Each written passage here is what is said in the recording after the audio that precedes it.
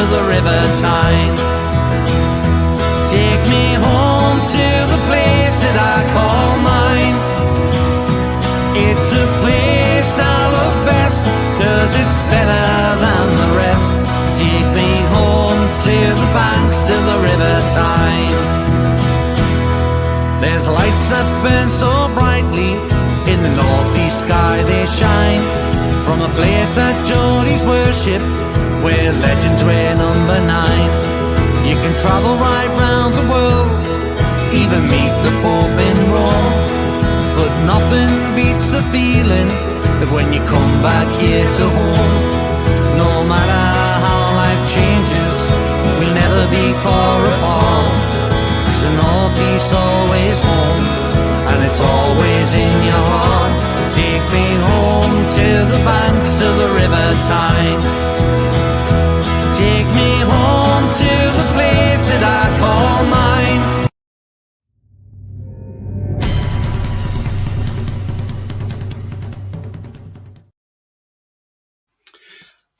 Good evening everybody, welcome to It's All Black and White TV. Yes, this is a pre-record, but this is just a quick after-match reaction to this afternoon's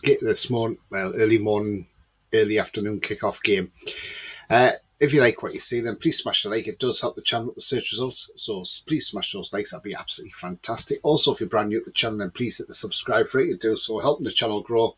So come and join this great community here. And also that bell notification tells you when I'm live, have a pre-record or any upcoming shows. So I'm on 543 subscribers, so I'm 7 away now from 550 and 57 from 600. So if you haven't yet subscribed, then please make sure you get down there and hit that subscribe if you enjoy the content. So 12:30 today, we kicked off against Leeds United down at Ellen Road. Did say it would be a tough game because, you know, they're scrapping for their lives to stay in the Premier League. We went with a team, with that team on the screen there, with Pope in goal, Trippier, Shea, Botman and Byrne at the back, Bruno, Willock and Joe Linton in the midfield, and the front three of Miggy Almiron, Callum Wilson and Alexander Isak. So that meant Jacob Murphy has dropped down to the bench for Miggy Almiron. And the Leeds United team, they had Robles in goal, Firpo, Verba, Christensen, Aylan, Koch, McKennie, Greenwood, Harrison, Rodrigo and Bamford. So that was their lineup. So as soon as the match kicked off, the crowd were behind the team, the home crowd were behind their team, and you could sense every time we got the ball, the crowd were making their feelings known, trying to make an intimidating, hostile atmosphere, similar to what happened at Goodison Park. Apart from the problem this time around, after 7 minutes, Leeds got down the left. Jack Harrison's trickery sent Bamford free down the left. Bamford's cross was then headed by Rodrigo, which, to be honest, pulled out a great save from Nick Pope. But he could only parry it, and Ayling was there to convert in the rebound. But in the build-up to that, if you look at it, Ayling had 8 as a space to get in the area and get that goal. Now, if Dan Burn had been tracking properly, he would have seen him and would have stopped that. And it probably wouldn't have resulted in an early goal for Leeds, which then got the tails up because Leeds then thought, right, okay, we've got something to hold on to. And, they could hold on to that lead, which they did do. And,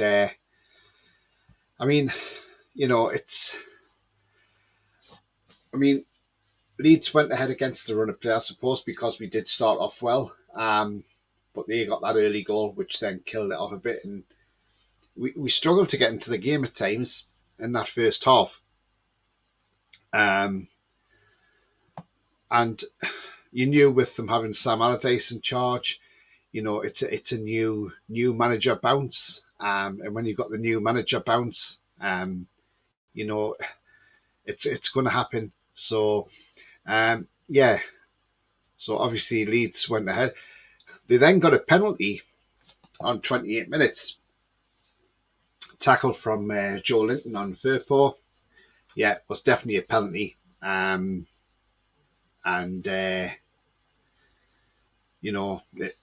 was correct decision. And you thought, oh, this is great. 2-0 down now, unless Pope can pull out a save. Looks like Leeds are going to go 2-0 up. Bamford steps up, takes a penalty. Nice, easy-ish save for Pope. He went the right way and got the ball and clawed out for a corner. So they missed a penalty, so it was still 1-0, which was great. Joe Linton was relieved. And 1 minute 53 seconds later, Isak's fouled in their box, and we get a penalty. VAR has a look at it to make sure it is a penalty. And yes, it was a penalty. And Callum Wilson coolly converted, shows Bamford how you score a penalty. And I mean, that was a pressure situation for Callum Wilson to score his penalty. Never scored against Leeds before, so it was his perfect opportunity, and he scored. And he put that in the back of the net for his 16th goal of the season. So we went in half-time, 1-1, and you thought, right, okay, Eddie will give them a bit of a rocket at half-time, get them fired up to come out in the second half, and let's see where we go from there. I mean, we saw bad tackling that second half from Firpo, and now at first it looked like, oh, hang on, this could be a red card. And VAR checked it. And to be honest with you, it was only yellow because as you look at the replay, his foot does hit the ground first, which makes it, pushes his foot up, which makes it look like a bad tackle. So, yeah, the right decision was made. It was a yellow card. Then on about 68 minutes, there was the ball came in and Firpo flapping with his hand in the air.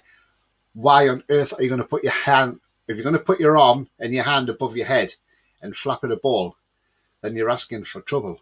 And especially with VAR, obviously Simon Hooper didn't give it, but VAR had a look at it, had a good look at it, checked an offside to make sure there's no offside in the build-up, which there wasn't. Neil Swarbrick then said to Simon Hooper, I think you need to go and look at this because I think you've made an error.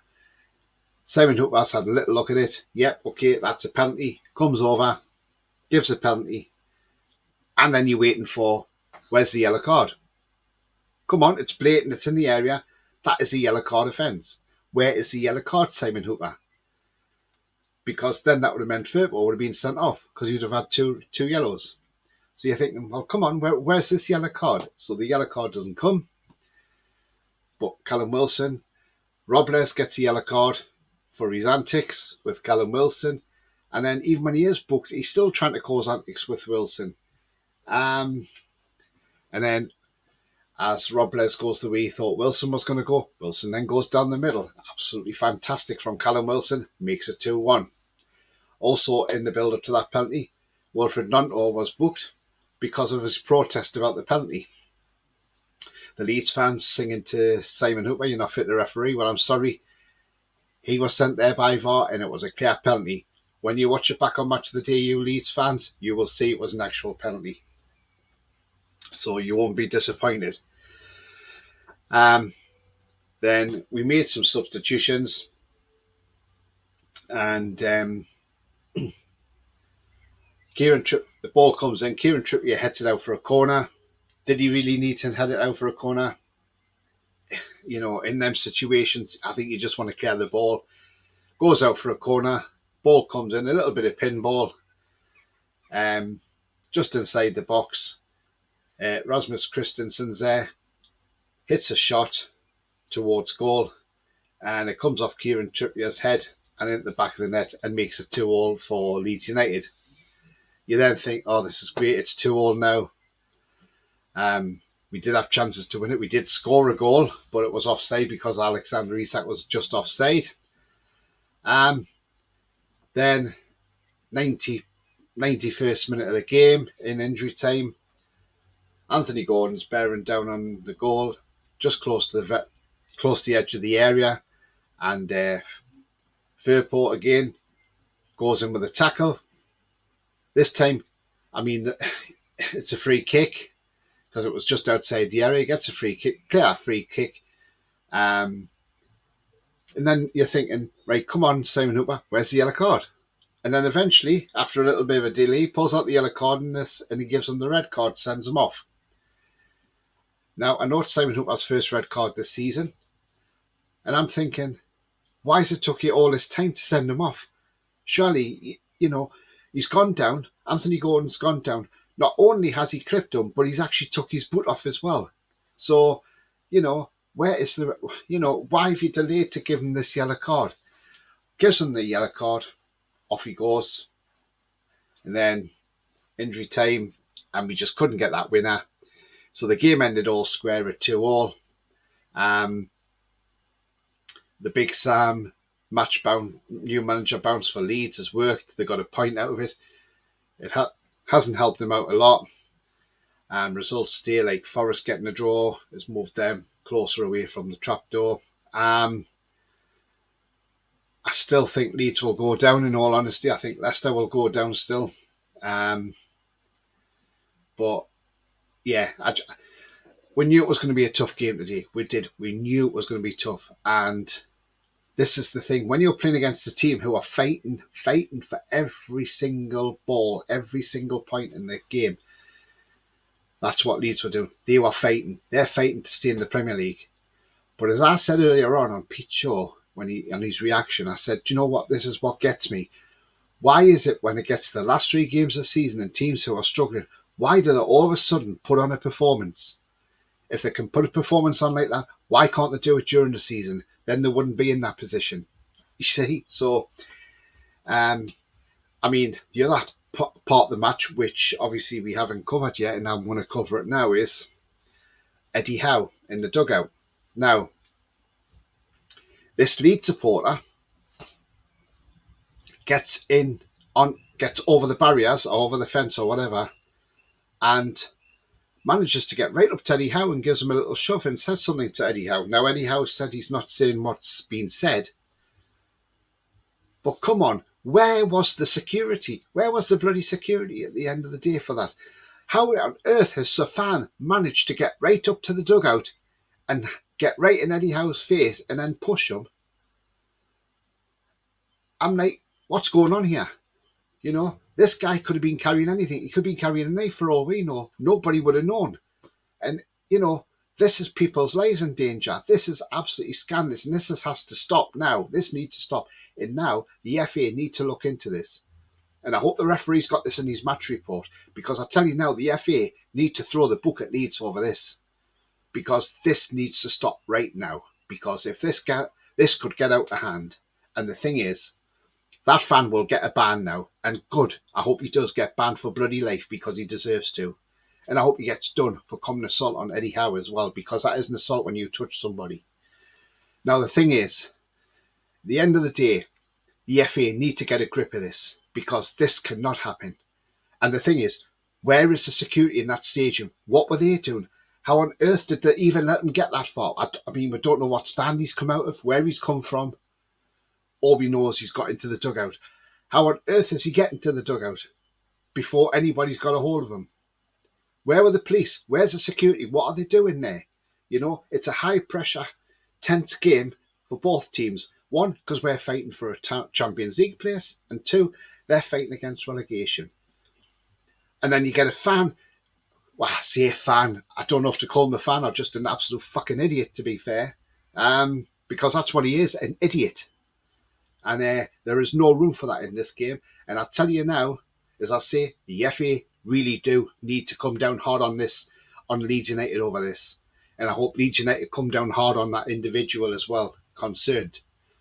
Because throw the book at him as well, because that is absolutely disgusting and there's no place for it. We know Eddie Howe's not happy with the result. He started Isak and Wilson. People are saying, should Isak and Wilson have started together? I thought Wilson would have been on the bench, but it's what Eddie Howe's done, and he's gone with it. But again, as I say, these games are hard when you're playing against somebody who is fighting to stay in the Premier League. We've been in that position fighting to stay in the Premier League. We know what it's like. So to Leeds, that's an important point for them. But yeah, so today we've seen Southampton get relegated from the Premier League. They lost 2-0 to Fulham and they've gone. They will be playing Championship football next season. They will have the likes of Plymouth, Ipswich, Rotherham to play next season. I suppose there'll be a wrath of players probably leaving there in the summer. Nottingham Forest picked up a draw against Chelsea. Now, Man United won 2-0 today and are level on points, but we're above them because of goal difference, because of a superior goal difference to Man United. I mean, is it a concern how we're conceding goals all of a sudden because we're being defensively sound most of the season? Does the team look tired? Does the midfield look tired? If we make changes for Brighton, where do we make the changes? So there's a lot of ifs, buts, maybes, and a lot of conundrums to come. But if we can go into our home game on Thursday, beat Brighton, then beat Leicester on the Monday, Champions League football will be here next season, without a shadow of a doubt. So, and then that means by the time we go to Chelsea, we're already qualified for it. Liverpool have to go to Leicester on Monday. That ain't going to be easy now. Yes, we know Leicester have looked not a great side, but they could turn up against Liverpool and they could get a draw with Liverpool. So who knows? So we will find out on Monday what happens in that game. But yeah, but today's game, as I say, it was a tough game. 2-2, yeah, not the greatest result for us, but we haven't lost. It's a positive. We've got a point, and that is the positive thing we've got out of it.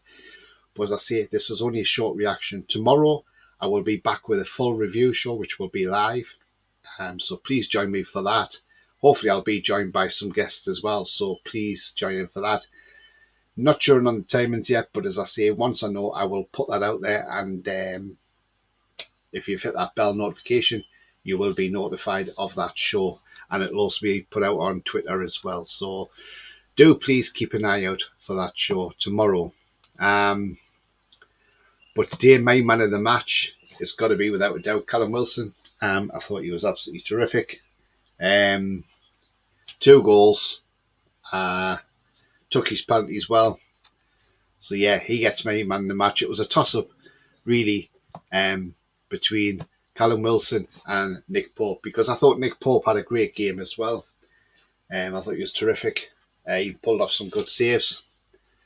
Could do nothing about the goals, but yeah, and the penalty save as well.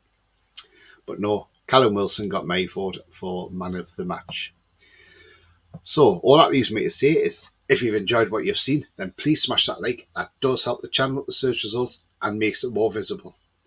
Also, if you are brand new to the channel, then please smash the subscribe and come and join this great community. And also, if you hit that bell notification, that will tell you when I'm live, have a pre-record, or any upcoming shows. So yeah, all that leaves me to say is, remember, the future's bright, the future is black and white. And, you know, don't be too... We got a point. Yes, we would like all 3. But don't be too downhearted, because at the end of the day, we got that point. That point is a positive. If we'd lost, that would have been a negative. But the point is there, it's a positive. And it's 1 point closer to Champions League football. How are the lads?